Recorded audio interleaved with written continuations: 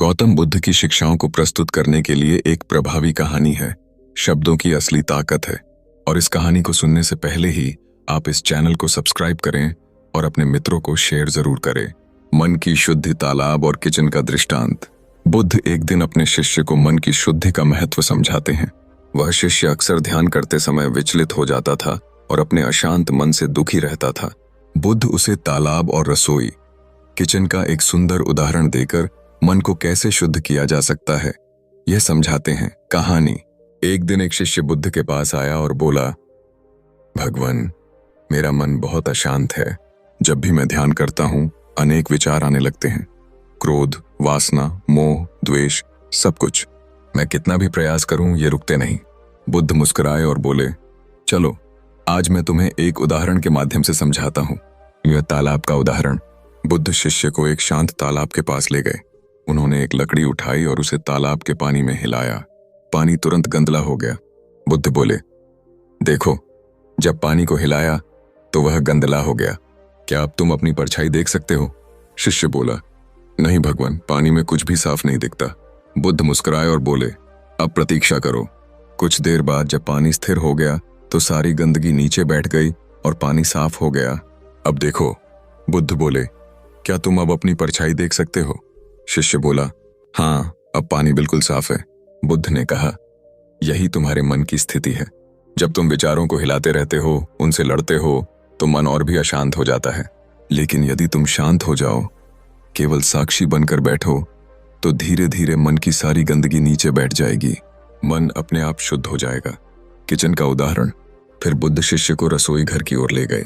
वहां एक बर्तन में खाना पक रहा था। बुद्ध बोले, इस बर्तन में देखो, ऊपर ऊपर झाग और तेल की परतें दिख रही हैं, पर यदि हम इसे छोड़ दें तो सारी गंदगी ऊपर तैर जाती है और नीचे साफ सूफ बचता है। उसी प्रकार जब तुम ध्यान में बैठते हो तो आरंभ में मन की सारी गंदगी सतह पर आ जाती है। तुम्हें भ्रम होता है कि मन गंदा है, अशांत है, पर वास्तव में यही गंदगी मन से बाहर निकल रही होती है। यदि तुम उसे देखकर घबराओ नहीं तो धीरे धीरे वह सब बाहर आ जाएगी और मन शुद्ध हो जाएगा। बुद्ध का संदेश। मन की शुद्धि प्रयास से नहीं, समर्पण से होती है। जैसे तालाब की गंदगी स्वयं नीचे बैठती है, जैसे सूप की झाग ऊपर आकर स्वयं हटती है, वैसे ही मन की अशुद्धियां भी शांत बैठने से दूर होती हैं। मन को शुद्ध करने के लिए उसे बलपूर्वक बदलने की जरूरत नहीं। केवल शांत बैठकर साक्षी भाव अपनाने से भी मन की अशुद्धियां दूर होती हैं। ध्यान में आने वाले विचार शुद्धि की प्रक्रिया का भाग हैं। उनसे घबराना नहीं चाहिए। शिष्य की उलझन। शिष्य बुद्ध की बातें सुनकर थोड़ी देर शांत रहा, फिर बोला, भगवान, यदि केवल बैठने से ही शुद्धि हो जाती है तो फिर इतने वर्षों से ध्यान करने के बाद भी मेरे भीतर ये विकार क्यों हैं? क्या मैं कुछ गलत कर रहा हूं? बुद्ध ने मुस्कुराकर उसकी ओर देखा और बोले, सही और गलत का विचार भी स्वयं में अशांति है। जब तुम मन को शुद्ध या अशुद्ध, सही या गलत की दृष्टि से देखते हो तो तुम उसे जज कर रहे होते हो, और जहां निर्णय होता है वहां शांति नहीं होती। और जंगल की राह। बुद्ध शिष्य को जंगल की ओर ले गए। रास्ते में कांटों की झाड़ी थी, कुछ कूड़ा करकट भी पड़ा था। बुद्ध बोले, देखो इस जंगल को, इसमें कांटे भी हैं, फूल भी हैं, गंध भी है और दुर्गंध भी। लेकिन जंगल कभी नहीं कहता यह सही है या गलत, ये फूल रहने चाहिए और कांटे नहीं। ठीक वैसे ही मन में भी विचार आते हैं, कुछ शुभ, कुछ अशुभ। लेकिन यदि तुम केवल उन्हें आने जाने दो और किसी को पकड़े नहीं, तो तुम्हारा मन स्वयं जंगल की तरह विस्तृत और शांत हो जाएगा। अग्नि और धुआं। शिष्य ने पूछा, तो क्या हमें अपने बुरे विचारों से भी डरना नहीं चाहिए? बुद्ध ने पास में जल रही आग की ओर इशारा किया। अग्नि जलती है तो उसके साथ धुआं भी निकलता है। यदि तुम केवल धुएं को देखकर भाग जाओ तो कभी उस अग्नि की ऊष्मा नहीं पा सकोगे। ध्यान की अग्नि भी ऐसा ही है। जब तुम भीतर उतरते हो तो प्रारंभ में धुआं ही दिखाई देता है, पुराने विकार, संस्कार, स्मृतियां।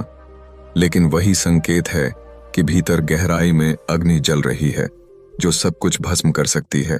अंतिम बोध। शिष्य शांत हो गया। वह अब न तो अपने विचारों से लड़ रहा था, न ही उन्हें रोक रहा था। बुद्ध ने कहा, साक्षी भाव को अपनाओ। मन को केवल देखो, जैसे आकाश बादलों को देखता है। बादल आएंगे चले जाएंगे, पर आकाश वही रहेगा, शुद्ध, शांत, विस्तृत। तुम्हारा असली स्वरूप वही है। निर्मल आकाश, शिष्य की आंखों से अश्रु बहने लगे। वह पहली बार अपने मन के संघर्ष से मुक्त अनुभव कर रहा था। शुद्ध मन कोई उपलब्धि नहीं, बल्कि तुम्हारी प्रकृति है। जब तुम रुक जाते हो, विचारों से लड़ना छोड़ देते हो, तब तुम वही हो जाते हो, जैसे शांत तालाब, जैसे खुला आकाश। शिष्य का प्रयोग। बुद्ध के शब्दों ने शिष्य के भीतर कुछ तोड़ दिया था।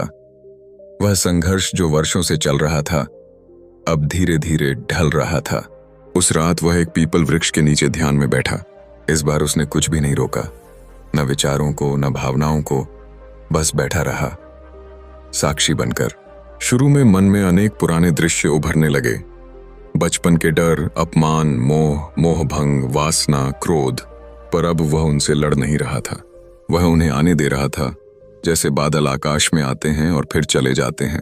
धीरे धीरे वह महसूस करने लगा जैसे उसका मन एक विशाल आकाश बनता जा रहा हो और सारे विचार उस आकाश में छोटे छोटे बादल बनकर बहते जा रहे हों। या अगली सुबह सूर्य की पहली किरण जब उसके चेहरे पर पड़ी तो शिष्य की आंखें खुलीं, पर अब उसकी दृष्टि बदल चुकी थी। वह उठा और बुद्ध के पास गया। वह झुका और उनके चरणों में सिर रखा। शिष्य, भगवान, मैंने पहली बार अपने मन को बिना नियंत्रित किए देखा और पहली बार शांति को भीतर महसूस किया। मैंने जाना कि मन को बदलने की जरूरत नहीं, उसे स्वीकारने की आवश्यकता है। बुद्ध ने मुस्कुराते हुए उसका सिर थामकर कहा, आज तुमने ध्यान नहीं किया, तुम स्वयं ध्यान बन गए। गांव वापसी। कुछ समय बाद शिष्य अपने गांव लौटा। लोगों ने देखा वही चेहरा, वही व्यक्ति, लेकिन उसमें अब एक स्थिरता, एक गहराई थी, जैसे कोई शांत नदी बह रही हो। लोगों ने पूछा, तुम इतने शांत और प्रसन्न कैसे हो गए? उसने उत्तर दिया, मैंने मन से लड़ना बंद कर दिया है। अब जो आता है उसे आने देता हूं, जो जाता है उसे जाने देता हूं। मन की सफाई उसी क्षण शुरू होती है जब तुम उसे ठीक करने की कोशिश छोड़ देते हो। अंत का बोध। समय बीतता गया और शिष्य अब दूसरों को भी वही सिखाने लगा। तालाब और किचन का वह उदाहरण, आकाश और बादलों की वह दृष्टि और स्वयं को स्वीकारने की वह सरल पर गहरी विद्या। उसने कहा, मन एक अतिथि है, हर विचार उसका आगंतुक। तुम द्वारपाल बनो, उन्हें देखकर मुस्कुराओ, फिर उन्हें जाने दो। यही मन की शुद्धि है। अंतिम संदेश, जब तक तुम मन से लड़ते हो तब तक वह गंदा दिखता है। जब तुम उसे प्रेम पूर्वक स्वीकारते हो तब वह स्वयं स्वच्छ हो जाता है, बिना किसी प्रयास के। गांव में परिवर्तन। शिष्य का शांत और सौम्य स्वभाव अब पूरे गांव में चर्चा का विषय बन चुका था। पहले जो व्यक्ति थोड़ा क्रोधित, जल्दबाज और व्याकुल स्वभाव का था, अब वह शांति का प्रतीक बन चुका था। गांव के लोग धीरे धीरे उसके पास आने लगे, कभी अपनी पीड़ा लेकर, कभी उलझनों के समाधान के लिए। एक दिन एक वृद्ध किसान आया और बोला, बेटा, मैं ध्यान करता हूं, पर मेरा मन बहुत भटकता है, मैं कैसे ध्यान करूं? शिष्य ने मुस्कुराकर कहा, जैसे तुम खेत जोतते हो, बीज डालते हो और फिर उसे समय देते हो, उसी तरह ध्यान में भी। बस बैठो, बीज बो दो, बाकी काम भीतर की प्रकृति कर लेती है। एक छोटी बच्ची का प्रश्न। एक दिन गांव की एक छोटी बच्ची शिष्य के पास आई। उसने पूछा, तुम हमेशा मुस्कुराते क्यों रहते हो? क्या तुम्हें कभी दुख नहीं होता? शिष्य झुका, उसके सिर पर हाथ रखा और बोला, दुख तो आता है बेटा, पर अब मैं उसे रोके बिना उसे जाने देता हूं। मैं उसे घर नहीं बनने देता, बस अतिथि की तरह आने देता हूं। बच्ची ने मुस्कुराते हुए कहा, तो फिर मैं भी अपने रोने को रोकूंगी नहीं, पर खेलने को भी रोकूंगी नहीं। दोनों हंस पड़े। शांति की लौ। वर्षों बीत गए। शिष्य वृद्ध हो चला था। गांव ने उसे शांत महात्मा कहना शुरू कर दिया था। एक दिन एक युवक आया, व्यथित, हारा हुआ, टूट चुका। मैं बहुत कुछ खो चुका हूं, मेरा जीवन व्यर्थ लग रहा है। क्या अब भी मन को शांत किया जा सकता है? शिष्य ने एक दीपक जलाया और कहा, इस दीपक को देखो, ये नया नहीं है, बहुत पुराना है, पर जब इसमें लौ जली तो क्या किसी को फर्क पड़ा कि बाती पुरानी है या नई? शांति की लौ जब जलती है तो उम्र, स्थिति, अतीत सब महत्वहीन हो जाते हैं। मन की शुद्धि किसी क्षण भी आरंभ हो सकती है, बस उस लौ को जलाने की अनुमति दो। अंतिम प्रार्थना। अपने जीवन के अंतिम क्षणों में शिष्य फिर उसी पीपल वृक्ष के नीचे बैठा, जहां कभी उसने पहली बार भीतर उतरना सीखा था। वह अब भी निश्चल बैठा था, जैसे स्वयं ध्यान में समाहित हो गया हो। गांव के लोग एकत्र हुए। एक अंतिम वाक्य जो उसने धीरे से कहा, मन एक तालाब है। तुम यदि उसे शांत रख सको तो उसमें तुम्हें स्वयं भगवान का प्रतिबिंब दिखेगा, और उसी क्षण जैसे वह शांत जल में विलीन हो गया। समापन संदेश। बुद्धत्व कोई चमत्कार नहीं, बल्कि वह सरलता है जहां तुम मन से लड़ना छोड़ देते हो और उसे प्रेम पूर्वक स्वीकार लेते हो। बुद्ध के नए शिष्य शांत महात्मा पूर्व शिष्य की मृत्यु के बाद गांव में एक अजीब सी शांति फैल गई थी। लोग उदास थे, पर भीतर कहीं ना कहीं एक सुखद अनुभूति थी, जैसे वे किसी दिव्य उपस्थिति को अभी भी महसूस कर पा रहे हों। तभी एक दिन एक युवा बालक गांव के बाहर एक टीले पर बैठा दिखा। वह बिल्कुल उसी प्रकार बैठा था जैसे शांति के सागर में डूबा हो। गांव के बुजुर्गों ने उसे देखा और कहा, यह वही जगह है जहां शांत महात्मा बैठा करते थे। युवक ने धीरे से आंखें खोली और कहा, मैंने उन्हें कभी नहीं देखा, पर हर रात उनके शब्द मेरे स्वप्न में आते हैं। मन को मत बदलो, बस देखो। तालाब की ओर लौटना। गांव वालों ने उसे उस पुराने तालाब तक ले जाया जहां एक दिन बुद्ध ने एक लकड़ी से जल को हिलाया था। तालाब अब और भी शांत था, जैसे वहां की मिट्टी तक ज्ञान से भर चुकी हो। वह युवक वहीं बैठ गया और बोला, यदि मैं शांत रहूं तो ये तालाब भी मुझे सिखा देगा। मैं शांति को खोजने नहीं जाऊंगा, बल्कि उसे भीतर महसूस करूंगा। नई पीढ़ी की शुरुआत। समय बीतता गया। वह युवक अब शांति का नया स्रोत बन चुका था। बच्चे, जवान, वृद्ध सभी उसके पास आने लगे। वह किसी को प्रवचन नहीं देता था, न ही उपदेश, बस सुनता था मौन में, और यही मौन लोगों को उनके अपने भीतर ले जाता। ज्ञान की अग्नि अमर है। कई वर्षों बाद गांव में एक दीप उत्सव मनाया गया, जिसमें हर घर के आंगन में एक दिया जलाया गया। लोगों ने कहा, यह दीप उस शांति की याद में है जो एक व्यक्ति ने भीतर पाई और हम सबके जीवन में बांट दी। उसी रात तालाब के किनारे एक वृद्ध महिला ने एक बच्चे को कहानी सुनाई। बुद्ध ने एक बार तालाब का पानी हिलाया था, फिर एक शिष्य ने वही शांति अपने मन में उतारी थी। अब वह शांति तुम्हारे भीतर भी है, बस बैठना, देखना और मुस्कुराना सीख लो। बच्चा मुस्कुराया और धीरे से आंखें मूंद लीं। अंतिम वाक्य, शांति दी जाती नहीं, वह जागती है। जैसे तालाब में प्रतिबिंब, जैसे दीप में लौ, जैसे मन में सत्य। समय की फसल। वर्षों बीत गए, गांव बदल गया। कच्ची गलियां अब पक्के रास्तों में बदल चुकी थीं। तालाब के किनारे अब पत्थर की बेंचें थीं और पुराने वृक्षों के नीचे युवा ध्यान करते दिखाई देते। वो युवक जो शांत महात्मा के स्वप्नों में बसा था, अब एक शिक्षक बन चुका था, पर उसका तरीका अलग था। वह न प्रवचन देता, न ग्रंथ पढ़ाता, बस लोगों को प्रकृति के पास ले जाता। कभी उन्हें तालाब के शांत जल में देखने कहता, कभी उन्हें किचन में दूध उबालते हुए झाग को देखने को कहता, और कहता, हर जगह शुद्धि की प्रक्रिया चल रही है, जरूरत है बस देखने की। किसान की पत्नी। एक दिन एक किसान की पत्नी रोती हुई आई। उसका बेटा बुरी संगति में पड़ चुका था। उसने युवक से कहा, क्या मेरा पुत्र बदल सकता है? क्या उसके मन की शुद्धि भी संभव है? युवक ने मुस्कुराकर उसे तालाब तक ले गया। उसने पानी में एक मुट्ठी मिट्टी फेंकी और फिर कहा, देखो पानी गंदला हो गया है ना? हाँ, अब बैठो और प्रतीक्षा करो। कुछ देर बाद पानी फिर से शांत हो गया। क्या मिट्टी अब भी पानी में है? हाँ, पर नीचे बैठ गई है। युवक बोला, तुम्हारे पुत्र का मन भी ऐसा ही है। उसमें शांति है, पर वह ऊपर से गंदला हो गया है। उसे समय दो, विश्वास दो, और अपने अंदर की शांति को भी बनाए रखो, क्योंकि माँ का मन बेटे के जीवन में गहराई तक उतरता है। रात्रि सत्संग। अब गांव में हर पूर्णिमा की रात तालाब किनारे सत्संग होता था। कोई मंच नहीं, कोई बड़ा प्रवचन नहीं, बस लोग बैठते, अनुभव बांटते और मौन में उतरते। उस रात एक बच्चा बोला, मुझे गुस्सा बहुत आता है, मैं क्या करूं? युवक ने कहा, जब गुस्सा आए तो उसे बाहर मत फेंको, उसे देखो जैसे कोई आग जल रही हो।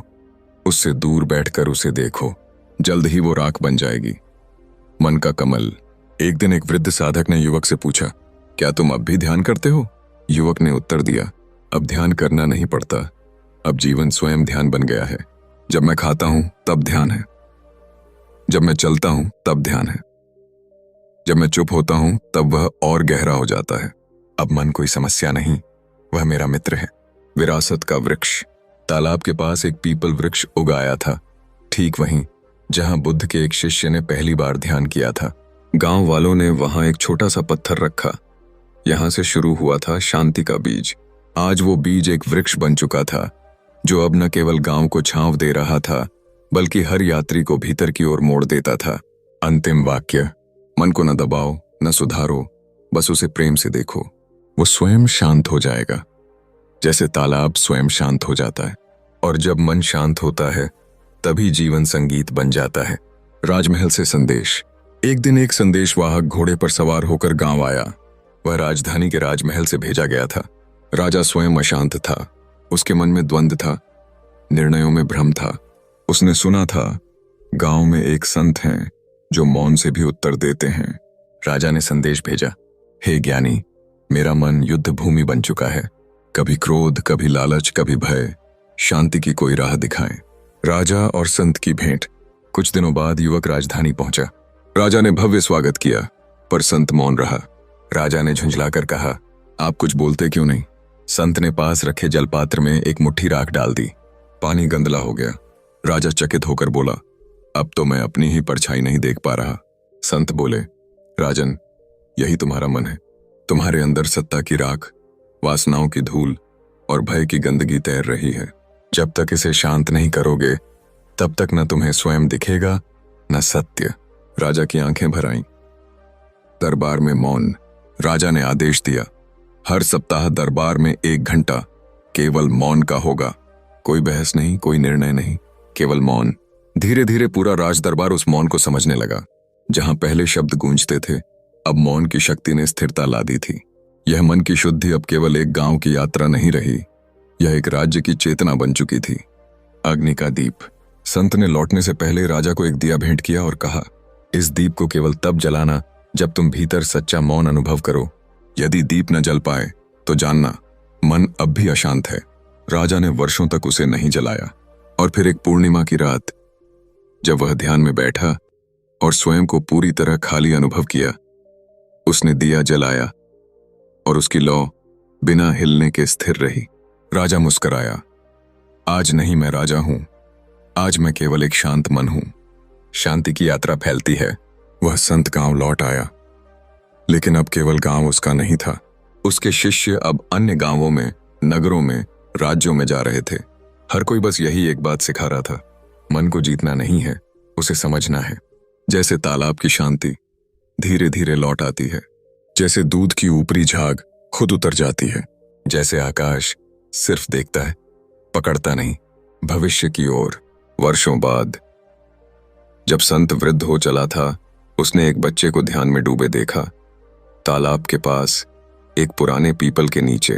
वह मुस्कुराया और बोला, शांति सिखाई नहीं जाती, वह एक पीढ़ी से दूसरी में बहती है, जैसे पानी, जैसे प्रेम, जैसे मौन। अंतिम दृश्य। कथा का चक्र। अब गांव में हर तालाब, हर रसोई घर, हर वृक्ष एक सीख बन चुका था, उबलते दूध को देखने। कोई जब भीतर टूटता, उसे तालाब किनारे बैठाया जाता, बस बैठने के लिए, शांत होने के लिए, देखने के लिए, और फिर सब कुछ धीरे धीरे अपने आप शुद्ध हो जाता। समापन संदेश। मन की शुद्धि कोई क्रिया नहीं, बल्कि एक समर्पण है, जहां तुम भीतर उतरते हो और वहीं से जीवन का अर्थ खिलता है, जैसे कमल कीचड़ में भी निष्कलंक। भाग 8। शांति का बीज। भविष्य के संत, बालक और पीपल का संवाद। गांव के उस पुराने पीपल वृक्ष के नीचे एक नवयुवक ध्यान में बैठा था। वह संत का पोता था, जिसने कभी स्वयं को शिष्य कहा था। उसने आंखें खोली और वृक्ष को देखा। धीरे धीरे उसकी हथेली उस पीपल की जड़ों पर रखी और उसने फुसफुसाकर कहा, दादा कहते थे वृक्षों से बातें होती हैं, क्या तुम मुझे जवाब दोगे? तभी हवा का एक हल्का झोंका आया, पीपल की पत्तियां सरसराईं और बालक को ऐसा प्रतीत हुआ जैसे कोई कह रहा हो, तू प्रश्न कर, मैं मौन में उत्तर दूंगा। तू शांत रह, मैं भीतर से बोलूंगा। नया प्रश्न, पुरानी सीख। बालक ने पूछा, सब कहते हैं मन को शांत करो, पर जब मैं कोशिश करता हूं मन और अधिक चिल्लाता है, तब क्या करूं? पीपल की शाखाएं धीरे धीरे झुकीं। उसके सामने एक पत्ता गिरा जो शांत जल में आकर तैरने लगा। बालक देखता रहा, वही शांत पानी, वही प्रतीक्षा। और पत्ता धीरे धीरे स्थिर हो गया। पीपल ने जैसे उत्तर दिया, जो बहता है उसे रोको मत, जो गिरता है उसे थामो मत। बस देखो, समय सब सुलझा देगा। शांति पाने के लिए उसे खोजना नहीं पड़ता, उसे बस टोकना नहीं चाहिए। बालक बनता शिक्षक। वर्षों बीत गए। अब वह बालक संत बन चुका था, पर वह पुराने संतों की तरह नहीं बोलता था। वह बच्चों के साथ खेलता, कभी तालाब में कंकड़ फेंकता, कभी रसोई में उबलते दूध को दिखाकर कहता, ये देखो उफनती भावनाएं, अब बंद कर दो आंच, सब शांत हो जाएगा। लोग हंसते, सीखते और फिर वही सच्चाई उनके जीवन में उतरने लगती। अंतहीन कहानी। अब गांव का हर कोना एक सीख का स्थल था। कोई दुखी होता तो लोग कहते, उसे तालाब किनारे भेजो। कोई क्रोधित होता तो कहते, रसोई में चाय बनवाओ, फिर बात करना। हर अनुभव अब एक ध्यान बन चुका था, स्वयं की पहचान। संत एक दिन एक युवक को ध्यान सिखा रहा था। युवक ने पूछा, क्या मैं भी बुद्ध बन सकता हूं? संत मुस्कुराया, बुद्ध कोई व्यक्ति नहीं, बुद्ध एक अवस्था है। जब मन शांत होता है तो जो बचता है वही बुद्ध है, और वह अवस्था तुम्हारे भीतर पहले से ही है। बस तालाब को मत हिलाओ। नई पीढ़ी, वही मौन। गांव अब शांति ग्राम के नाम से जाना जाता था। यहां न कोई मंदिर था, न बड़ी मूर्तियां, न शोर, बस तालाब, रसोई, वृक्ष और मौन। हर बच्चा यहां शांति में पला बढ़ा, हर वृद्ध मुस्कान में विदा लेता, क्योंकि सब जानते थे मन शुद्ध है यदि तुम उसमें उतरना जानते हो। अंतिम दर्शन, शुद्ध मन का मंत्र। एक पत्थर पर गांव के बाहर लिखा गया, मन की शुद्धि कोई तप नहीं, कोई त्याग नहीं, यह बस स्वीकार है। जहां तुम अपने भीतर के तालाब को हिलाना छोड़ दो, वहीं से जीवन का प्रतिबिंब शुरू होता है, और उस प्रतिबिंब में भगवान स्वयं मुस्कुराते हैं। अगर आपको यह कहानी दिल से अच्छी लगी है तो आप इस चैनल को सब्सक्राइब करें और अपने मित्रों को शेयर जरूर करें। धन्यवाद। नमो बुद्धाय।